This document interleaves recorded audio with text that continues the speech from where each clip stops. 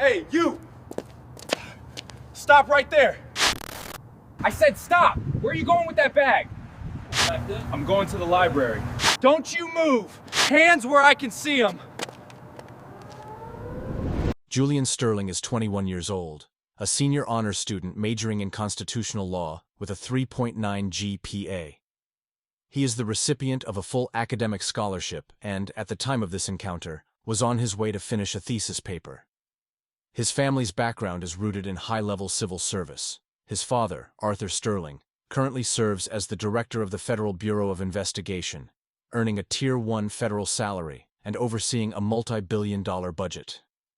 Julian has never had a single interaction with the criminal justice system, and his presence on campus is documented by a $65,000 annual tuition payment and a valid university ID currently sitting in his wallet.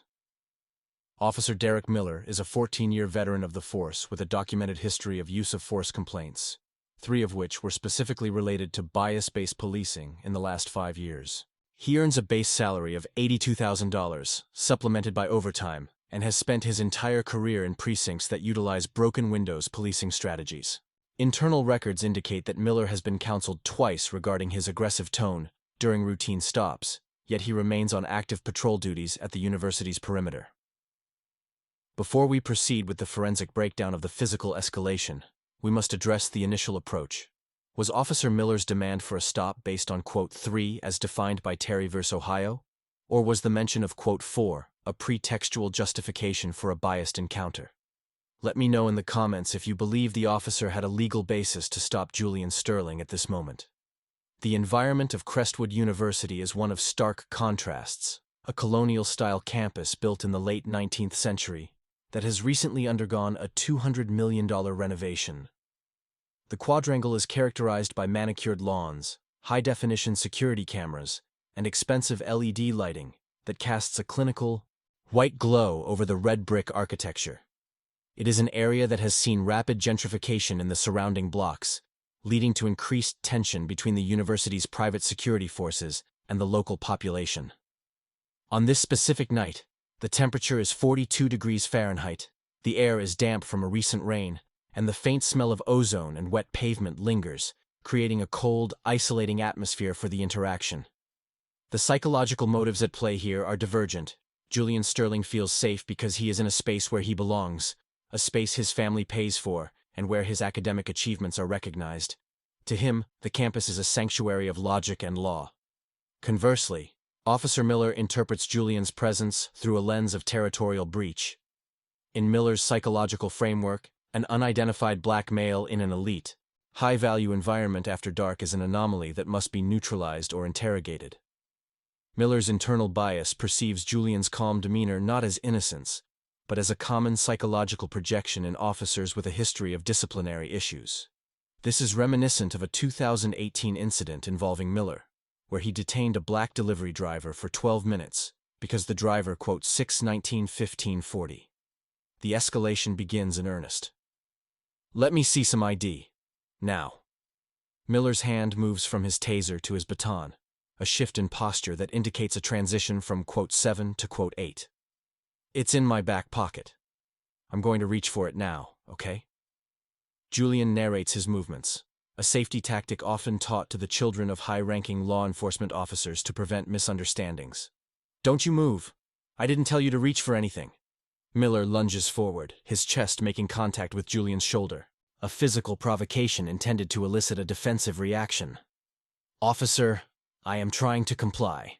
My ID is right here. Why are you touching me?"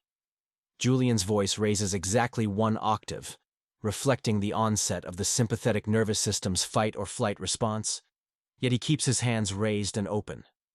The camera at 1916-12 captures Miller's facial expression, a tightening of the jaw and a narrowing of the eyes, signs of an emotional hijack where the officer is no longer following protocol, but is instead reacting to a perceived challenge to his dominance. "You're being real smart, aren't you? You think you're better than me?"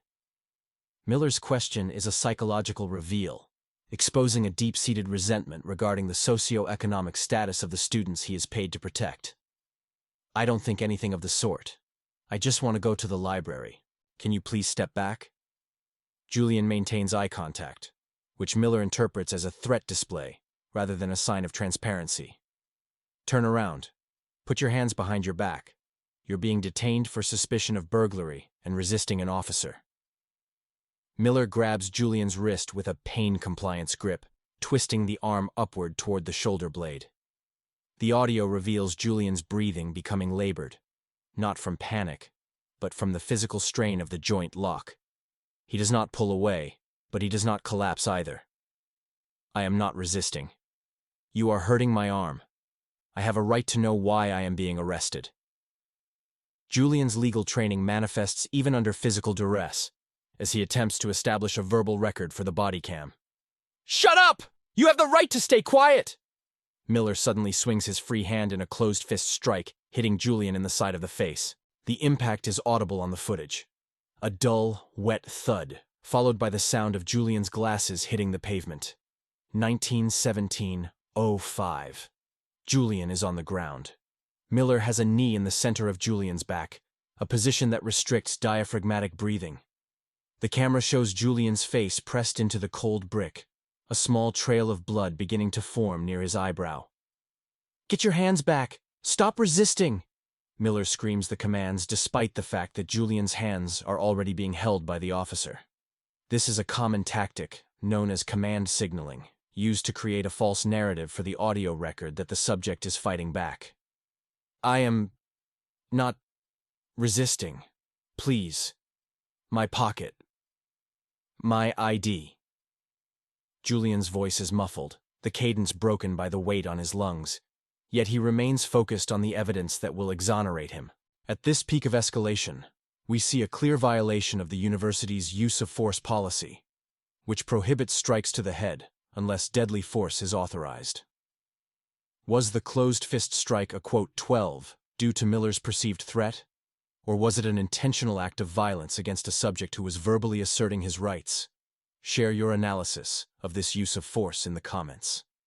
1918-22. A second officer, Officer Sarah Jenkins, arrives on the scene. Her body cam shows a different angle. Julian pinned and bleeding, and Miller visibly sweating, his face flushed with adrenaline. Derek, what do we have? Jenkins asks, her tone hesitant as she observes the lack of any weapon or signs of a struggle other than the one Miller is currently initiating. Caught him casing the dorms. He swung at me. I had to take him down. Miller's claim is instantly contradicted by the footage from his own camera, which shows Julian's hands were open and raised prior to the strike. He didn't swing. Check the pocket. Julian manages to gasp out the words. Jenkins reaches down and pulls the wallet from Julian's back pocket. She flips it open. The camera catches a brief glimpse of a gold-bordered ID card and a secondary federal family credentials card. Derek, wait. Look at this. Jenkins's voice drops in volume, her posture shifting from assertive to defensive in a matter of seconds. I don't care if he's a student. He's going to jail. Miller is still focused on the cuffs, clicking them into place with excessive force that causes Julian to wince. Derek, his father is Arthur Sterling, the director of the FBI. Jenkins says the name with a clinical flatness, the weight of the realization beginning to settle over the scene. The turning point is not a dramatic speech.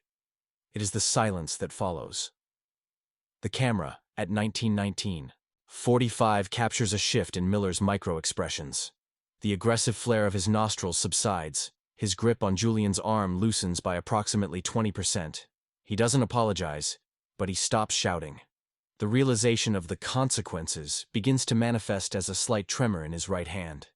He looks at the blood on the bricks, then at Jenkins, then at the camera he forgot was recording his every lie. He was acting suspicious. I had to make a split-second decision. Miller's voice is now defensive rather than predatory. The power dynamic has completely inverted. The man on the ground, bleeding and handcuffed, now holds the ultimate authority. The legal and financial aftermath was not swift. Justice, in this case, was a procedural grind that took over 24 months to resolve. The University Police Department initially attempted to place Miller on administrative leave with pay, but the involvement of the Department of Justice changed the trajectory of the investigation within 48 hours. Internal Affairs conducted a forensic audit of Miller's Bodycam history, discovering 4 other instances where he had turned off his camera during encounters with minority residents. These lost videos became the foundation for a federal civil rights lawsuit.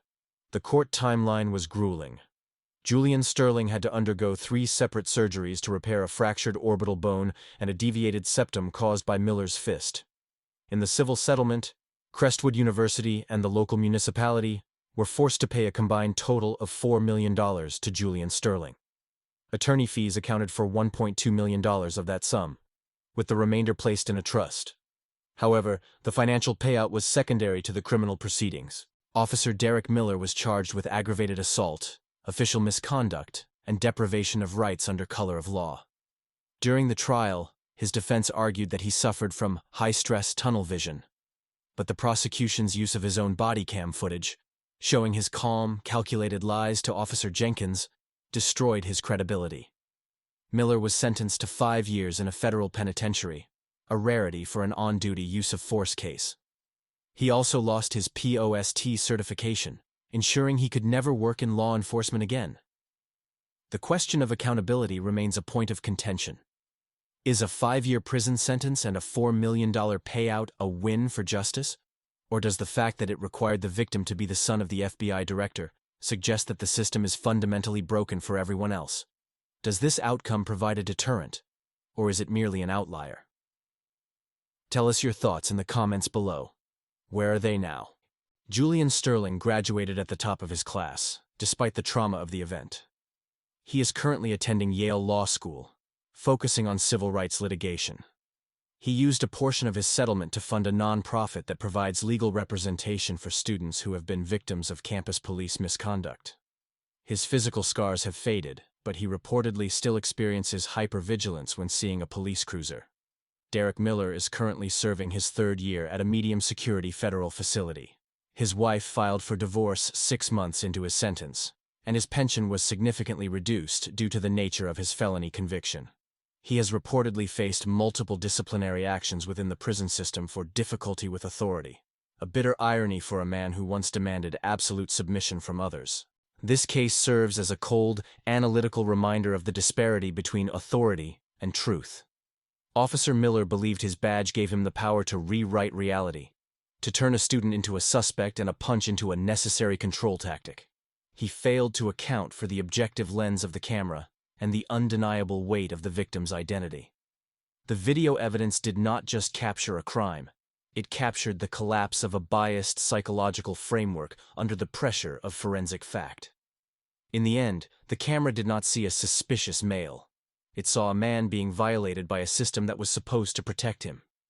Let me know your thoughts in the comments.